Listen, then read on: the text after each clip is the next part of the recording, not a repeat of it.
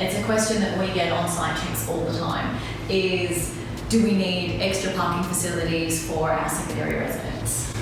Yes, a secondary residence, whether it be 1 bedroom or 2 bedroom, will require an additional car space on site somewhere, and preferably behind a building line. Does that mean it can be not behind a building line?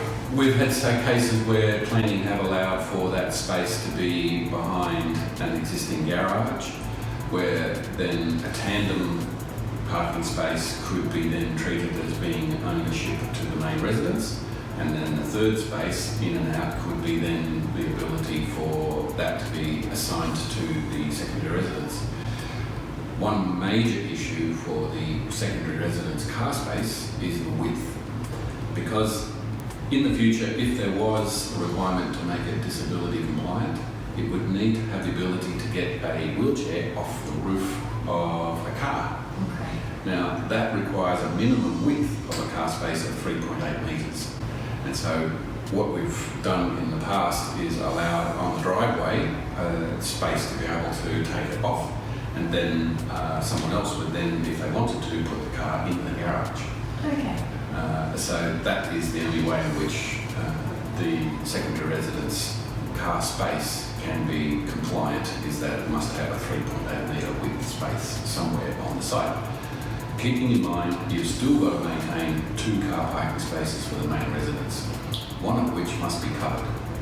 That's a big one, because a lot of people don't have really the availability to have 3 car spots on their block, especially if it's a small block. Hence, we've had situations where we might have a government home where nothing has been done since it was built in the 40s or 50s, and there's maybe a garden shed that's all been put in the backyard.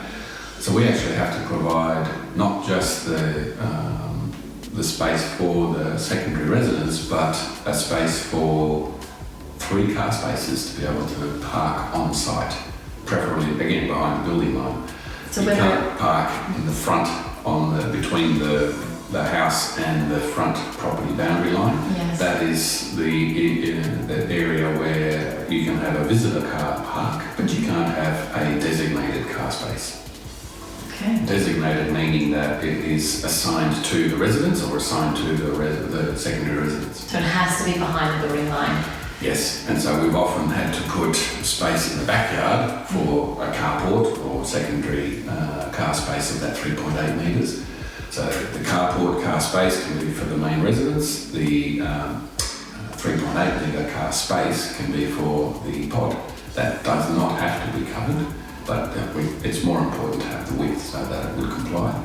And then from that width, and the car space has to have the ability to have ramp and access to the pod. And then we also need that ability for a wheelchair to be able to get down to the letterbox at the front of the block. So there's a lot of disability requirements involved. There are.